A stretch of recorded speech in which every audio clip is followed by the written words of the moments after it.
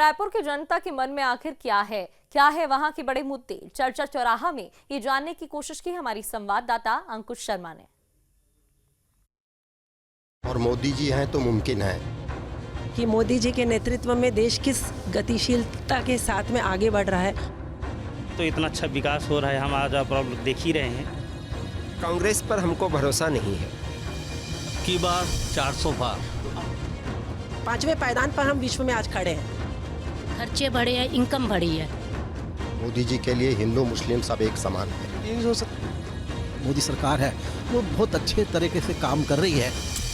जो राम को लाए हैं उनको लाएंगे। वो जो वादा किया था वो निभाया जा रहा है।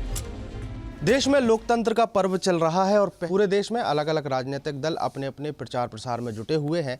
छत्तीसगढ़ की राजधानी रायपुर लोकसभा सीट पर हम मौजूद हैं और लोकसभा सीट में क्या माहौल है। यहाँ पर बीजेपी ने बृजमोहन अग्रवाल को कैंडिडेट बनाया है तो कांग्रेस ने विकास उपाध्याय को कैंडिडेट बनाया है। रायपुर शहर के लोग इस चुनाव को कैसे देखते हैं, उनके मन में क्या है, किस आधार पर वो वोट करेंगे।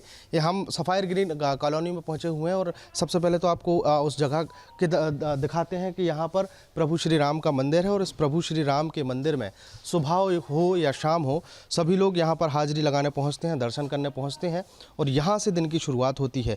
इसी मौके पर इस इलाके के बहुत सारे लोग जो हैं वो यहाँ पर पहुँचे हुए हैं और सभी लोगों से हम चर्चा करने की कोशिश करेंगे, उनके मन की बात समझने की कोशिश करेंगे कि इस बार उनके मन का चुनावी माहौल क्या है, उनके मन में क्या क्या चल रहा है। शुरुआत करते हैं। चुनावी शोर मचा हुआ है, क्या लग रहा है इस बार किस आधार पर आप लोग वोट करने जाएंगे? हमारा जो वोट का जो क्राइटेरिया होगा वो डेफिनेटली विकास होगा और वो हम पिछले 10 सालों में देख ही रहे हैं कि मोदी जी के नेतृत्व में देश किस गतिशीलता के साथ में आगे बढ़ रहा है। और मिशन 2047 तो हम सभी जानते हैं कि हमें विकसित राष्ट्र के रूप में हम उभर कर सामने आने वाले हैं। तो कौन नहीं चाहेगा कि हम एक विकसित राष्ट्र में रहें। तो डेफिनेटली हमारा जो वोटिंग का जो क्राइटेरिया होगा वो विकास होगा और विकास हम पिछले 10 सालों में देख ही पा रहे हैं। तो निश्चित रूप से हमारा क्राइटेरिया जो है वो कमल को ही जाएगा। मोदी जी के नेतृत्व में ही हम सब उनकी अगुवाई करने के लिए बिल्कुल तैयार हैं। आपने स्पष्ट कह दिया है कि विकास के नाम पर आप वोट करेंगे और प्रधानमंत्री नरेंद्र मोदी का नाम भी ले लिया है। और भी बहुत सारे मुद्दे हैं जो विपक्षी दल गिनाते नज़र आते हैं। महंगाई की अगर हम बात करें, रोजगार की अगर हम बात करें, तो ये सब मायने नहीं रखते क्या चुनाव? नहीं, बिल्कुल मायने रखते। महंगाई क्यों नहीं, तो इनकम भी तो बढ़ी है। क्या 10 सालों में एक ही रेट पर सिलेंडर मिलेगा? जैसे सिलेंडर की एक जो लोग बोलते हैं कि 400 रुपये में था वो 1000 रुपये में मिल रहा है। तो मुझे बताइए, आपकी इनकम भी तो 10 गुना बढ़ी है। तो महंगाई कैसे आप इसको महंगाई बोल सकते हैं? भाई 8 साल पहले या 5 साल पहले जो रेट सिलेंडर का था तो बढ़ेगा नहीं क्या? आपकी इनकम भी तो उसी अनुपात में बढ़ रही है। और हमारा देश किस गतिशीलता के साथ बढ़ रहा है हम सब जानते हैं। 5वें पायदान पर हम विश्व में आज खड़े हैं। तो इससे ज़्यादा और क्या चाहिए? पूरे आंकड़े बोल रहे हैं। ये कोई भारत का सर्वे नहीं है, इंटरनेशनल सर्वे है जिसमें हम 5वें पायदान पर हैं और तीसरी अर्थव्यवस्था हम बनने जा रहे हैं आने वाले इन 5 सालों में। तो और क्या जवाब चाहिए जनता को और किस तरीके से हम इसको सीधे तौर पर देश की बात हो रही है, प्रधानमंत्री की बात हो रही है, विकास की बात हो रही है। रायपुर लोकल शहर की बात करें, लोकल लोकसभा की बात करें तो यहाँ कोई मुद्दे नहीं हैं कि यहाँ मुद्दे चुने जाएं कि किस आधार पर हमको वोट करना? मुद्दे तो लगे हुए हैं ना साथ में ही। जो देश का पूरा मुद्दा है वो हमारे राज्य का भी है, राज्य का कोई अलग मुद्दा नहीं है। महतारी वंदन योजना की यदि हम बात करें तो हम सभी जानते हैं, मैंने अपने घर में जो काम करती हैं कर्मचारियाँ उनसे भी बात की है। उन सब के खाते में 1000 रुपये महीना जो बात की गई थी वो बिल्कुल उनको मिलने लग गया है। और 1000 रुपये महीना एक गरीब वर्ग के लिए बहुत बड़ी बात होती है। तो वो जो वादा किया था वो निभाया जा रहा है। कांग्रेस तो कह रही है हम 1 लाख रुपए देंगे।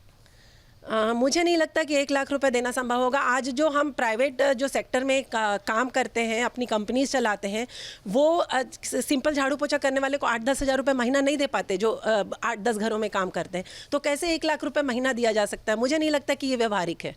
बिल्कुल अलग अलग विषय हैं, अलग अलग मुद्दे हैं और भी लोग हैं। पंडित जी, सबसे पहले आपसे सवाल ये है कि आपसे एक छोटा सा सवाल, देश में राम मंदिर को लेकर, भगवान राम को लेकर बड़ा माहौल बना है। अयोध्या में प्रभु श्री राम विराजे हैं और बीजेपी इसको मास्टर स्ट्रोक मानकर चल रही है। क्या आप सहमत हैं कि इससे बीजेपी फिर से सत्ता में आ जाएगी? नहीं, बीजेपी जो है ना, राम मंदिर बनवाए हैं तो आएंगे ही, लेकिन वो अपने कार्यों से भी जो विकास हो रहा है राम मंदिर के साथ साथ, राम मंदिर तो हमारे सभी हिंदू धर्म के लिए एक बहुत ही जो है ना अच्छा कार्य हुआ है और होना भी चाहिए। अगर कांग्रेस भी चाहती तो आज तक ये कर सकती थी, लेकिन नहीं किया, बीजेपी ने किया। हमारी जो है ना हिंदू धर्म के लिए एक बहुत अच्छा हमारा मान स्वाभिमान इससे बहुत अच्छा आया है और इस राम मंदिर की वजह से जो है ना और भी यहाँ भारत के अलावा भी कई नाम हो रहे हैं। और बीजेपी की अगर बात रही तो इतना अच्छा विकास हो रहा है, हम आज आप लोग देख ही रहे हैं, तो इसमें तो अच्छा है। राम मंदिर एक बड़ा विषय है। उसके अलावा अगर हम लोकल विषयों की बात करें, रायपुर लोकसभा क्षेत्र की बात करें, सड़क, स्वास्थ्य, बिजली, पानी, इन तमाम चीज़ों से संतुष्ट हैं आप लोग? बिल्कुल संतुष्ट हैं। अभी जो नक्सलवाद की समस्या है, मोदी जी ने अपने भाषण में कहा कि हम नक्सलवाद को मिटा के रहेंगे, हम वोट बैंक के लिए नहीं, हम विकास की राजनीति करते हैं। और अभी आप देख भी रहे हैं विधानसभा चुनावों में जो भाजपा की जीत हुई है और उसके बाद क्या क्या परिणाम सामने आ रहे हैं, जैसे 29 के 29 नक्सलवादियों को ढेर करना, ये अपने आप में एक बहुत बड़ी बात है। दूसरा, मोदी जी ने या ये बोलो भाजपा ने ऐसे कार्य किए हैं जो कि सब लोग मान चुके थे कि दे आर इम्पॉसिबल, लाइक 496 वर्षों के बाद राम मंदिर का है। तो सीधी सी बात है, जो राम को लाए हैं हम उनको लाएंगे।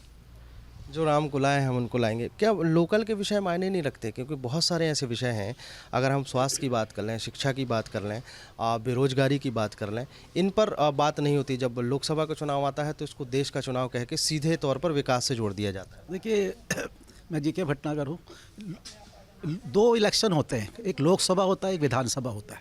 लोकसभा में राष्ट्रीय मुद्दे आते हैं और विधानसभा में लोकल इशू आते हैं। तो ये जो है यहाँ पर विधानसभा के छत्तीसगढ़ में इलेक्शन ऑलरेडी हो चुके हैं और उस बेसिस पर बीजेपी यहाँ पर अपनी सरकार बना चुकी है। अब जो है राष्ट्रीय मुद्दे, जैसे कि हमारा जम्मू कश्मीर में 370 हटा, नक्सलवादी है और प्रोग्रेस है, ये सब चीज़ें राष्ट्रीय मुद्दे हैं। और इसके लिए जो अभी हमारी मोदी सरकार है वो बहुत अच्छे तरीके से काम कर रही है और सबको उन पर विश्वास है। युवा को विश्वास है, महिलाओं को विश्वास है, बुजुर्गों को। अभी बता रहे हैं 70 साल से घोषणा पत्र में लिखा हुआ है कि 70 साल से ऊपर वालों को चिकित्साएं हेल्थ फ्री देगी। तो ये एक मुद्दा इन्होंने घोषणा पत्र में लिखा है और बीजेपी इसको करती है, तो ये बहुत बड़ी एक उपलब्धि है। और मैं तो चाहूँगा कि इन सब घोषणा पत्र को ध्यान से पढ़ें और उस हिसाब से आप वोट दें कि उन्होंने जो पिछले घोषणा पत्र का भी उन्होंने पालन किया है, तो इस घोषणा पत्र को भी लोगों को पढ़ना चाहिए और उसके हिसाब से आगे बढ़ना चाहिए। घोषणा पत्र की ही अगर बात करते हैं तो कांग्रेस पार्टी भी तो तमाम दावे कर रही है, 1 लाख रुपए देंगे, बहुत सारी चीज़ें उन्होंने कही हैं, वो मायने नहीं रखती।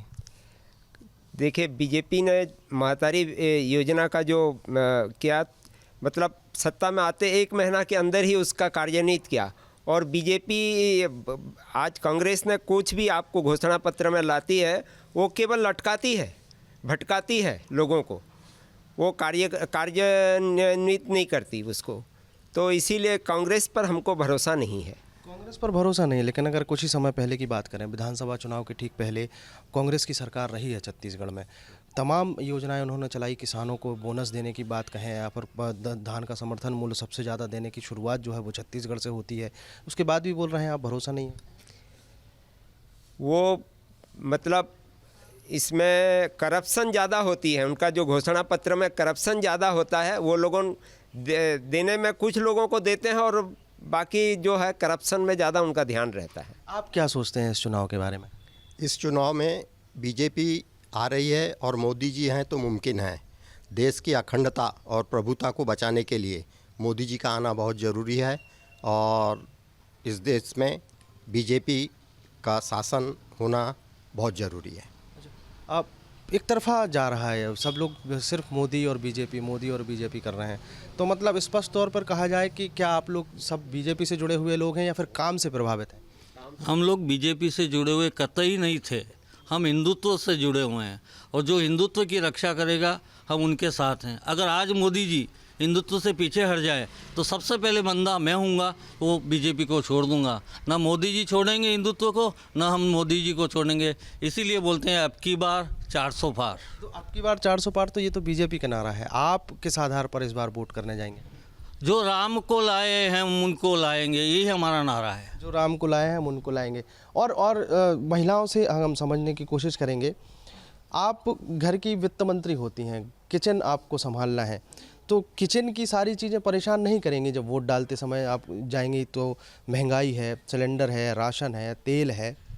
नहीं, कैसे परेशान करेगी वो उसी तरह हमारी इनकम भी तो बढ़ी है ना, खर्चे बढ़े हैं, इनकम बढ़ी है, तो दोनों का अनुपात लगभग सेम है। और महंगाई क्या, कांग्रेस सरकार में महंगाई नहीं थी, बढ़े नहीं थे तब भी देश में कितने, अभी तो लोगों को खूब अच्छा मिल रहा है, विकास हो रहा है, लोगों के खातों में पैसा पहुंचाया जा रहा है, उनको तरह तरह की सुविधाएं भी दी जा रही है, तो कुछ ना कुछ अच्छा ही हुआ है, डेवलपमेंट ही हुई है। तो कैसे कुछ फ़र्क नहीं पड़ेगा, हम अपने मतदान का ज़रूर उपयोग करेंगे और सबको करना भी चाहिए। ये काफ़ी महत्वपूर्ण बात है कि मतदान जो है वो ज़रूरी है, मतदान सबको करना चाहिए। मतदान के लिए लगातार निर्वाचन आयोग कोशिश कर रहा है, उनकी कोशिश है कि 100% मतदान हो, लेकिन मतदान के साथ साथ मतदान करना तो ज़रूरी है, लेकिन मुद्दे भी तो होते हैं। हम किस विषय के आधार पर वोट कर रहे हैं, कैंडिडेट कैसा है, हमारे क्षेत्र में विकास हुआ है कि नहीं हुआ है। आप इस बार चुनाव में जब वोट डालने जाएंगे तो आपका क्या आधार रहेगा? प्रत्याशी आधार रहेगा और पार्टी पे आधार रहेगी। बीजेपी का ये रहता है कि वो आम आदमी से जुड़ता है, एक जुड़ाव रहता है उनका आम आदमी से, कि वो उनसे जाके मिल सकता है, अपनी बात कर सकता है और जो भी उसको तकलीफ़ है बता सकता है। और जो प्रत्याशी रहता है फिर उसके हिसाब से उनको विश्वास भी दिलाते हैं कि आपका ये काम के लिए हम प्रयास करेंगे करके। अगर रायपुर लोकल की बात करें तो रायपुर लोकल के कुछ विषय मायने नहीं रखते क्या? अब ऑब्वियसली मायने रखते हैं, बट स्टिल देन यहाँ के लोगों जो जनरल कंसर्न है कि ये टमाटर दाम बढ़ गए, सिलेंडर दाम बढ़ गए, ये बढ़ गए, वो बढ़ गए, दैट इज़ देयर। बट हमें राष्ट्रीय हित में कुछ तो हमको सेक्रीफाइस करना पड़ेगा, कुछ तो हमको देना पड़ेगा राष्ट्रीय हित में। और राष्ट्रीय हित में हम आजकल देख रहे, लास्ट 5-10 ईयर्स देख रहे हैं, दो इंडिया का जो ग्राफ है, development graph and security graph, national integration के ग्राफ, इंटरनेशनल मंच पे देखिए हम इंडिया का स्टैंड कहाँ पे है। इवन सिक्योरिटी काउंसिल में, यूएनएससी में भी तो हम इंडिया आ ही जाएगा आजकल में। वो तो चेयरमैन चेयर तो कर रहा है, एंड हम एग्जैक्टली बोले कि मोदी तो आना ही है, हमको राष्ट्रीय हित में देखना, तो इंडिया को बनाना है, एकजुट बनाना हम करना ही है। बाकी जो टुकड़े टुकड़े गैंग्स है ना, we have to stop them. And वो एक ही पॉसिबल, अगर मोदी जी आएंगे या बीजेपी आएंगे, that is the only possible that हम लोग नेशनल इंटीग्रेशन हमको सिक्योर मिलेगा, हम लोग बाउंड्री सिक्योर रहेगा, बस सर कुछ नहीं। अच्छा, और अगर हम बात करें तो विपक्ष की अगर बात करें, सारा विपक्ष एक साथ आ गया है, इधर बीजेपी अलग चुनाव लड़ती हुई नज़र आ रही है। विपक्ष के जो मुद्दे हैं और बीजेपी के जो मुद्दे हैं उसमें बहुत सारे अंतर हैं, उन अंतर के आधार पर भी वोटिंग होगी। आप सिर्फ और सिर्फ किस आधार पर वोट करने जाएंगे रायपुर लोकसभा की बात करें? देखो, आप विपक्ष की बात कर रहे हैं ना, जो INDA जो भी गठबंधन है वो तो एक ठग गठबंधन बना हुआ है और वो चुनाव के लिए बना हुआ है। और चुनाव के बाद जहाँ तक लगता है ना, ये गठबंधन के टुकड़े टुकड़े हो जाएंगे, ऐसा मुझे विश्वास है। और जहाँ आप लोकल की बात कर रहे हैं ना, जो कांग्रेस के कैंडिडेट है विकास उपाध्याय जी, जो बंदा एक विधायक के चुनाव में 38,000 वोटों से हारा है, और हमारे जो बीजेपी के जो कैंडिडेट हैं ब्रजमोहन अग्रवाल जी, शायद 9वीं बार चुनाव जीते हैं, एक बहुत बड़ी उनकी खासियत है, और वो पूरे जनता के लिए सेवा करते रहते हैं, इसीलिए हम उनको साथ देते हैं। बिल्कुल, ये काफ़ी महत्वपूर्ण बात है कि जो बीजेपी के जो कैंडिडेट हैं ब्रजमोहन अग्रवाल, वो 8 बार चुनाव जीते हैं और विकास उपाध्याय 1 बार ही चुनाव जीत पाए थे। इस बार चुनाव विधानसभा में वो हार गए हैं।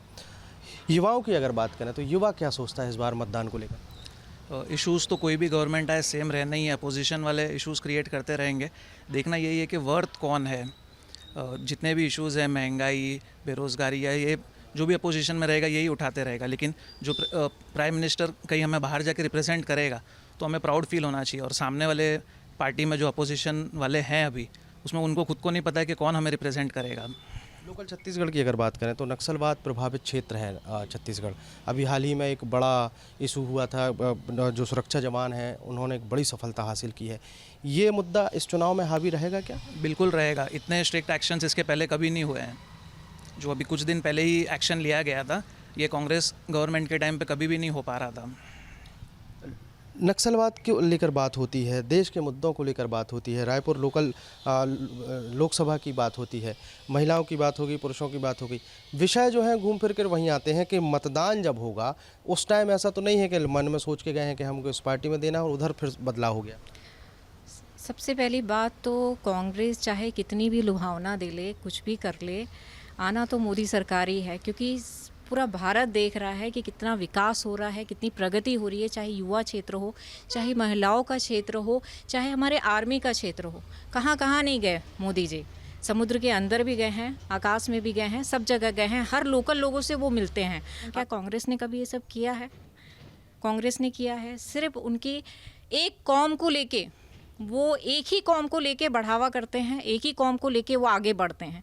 बाकी उनको किसी से कोई मतलब नहीं है, किसी समाज से मतलब नहीं है कांग्रेस को।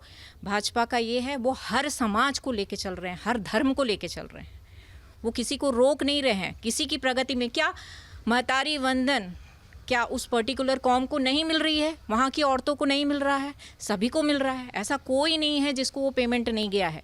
इवन कांग्रेस की जो महिलाएं हैं उनको भी महतारी वंदन का पैसा गया हुआ है। तो क्या लगता है? ये हिंदू मुस्लिम की बात होती है, लगातार कई तरह के सवाल उठते हैं।